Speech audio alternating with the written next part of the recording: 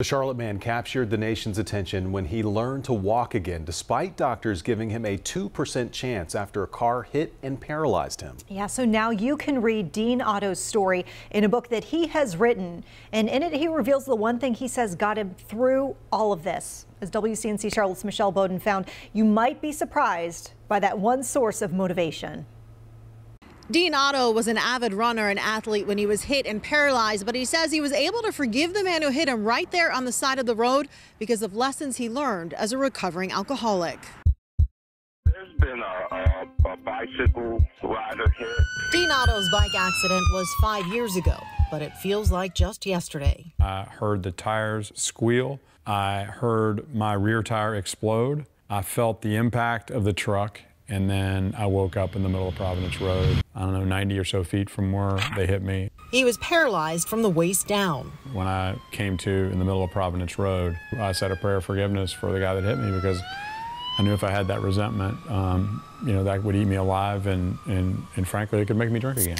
In fact, the 56-year-old recovering alcoholic credits the 12-step recovery program he completed more than a decade ago for helping him survive the accident. So I've been sober 12 years, which was a huge foundation of why I was able to get through the predicament that I was in. I learned a lot of lessons in sobriety that I didn't know before that were essential, things like forgiveness and acceptance and gratitude. Doctors gave the father of two a 2% chance of ever walking again, but just 3 days after surgery, yes, I got up on a walker and I was able to take about 2 steps to the bathroom.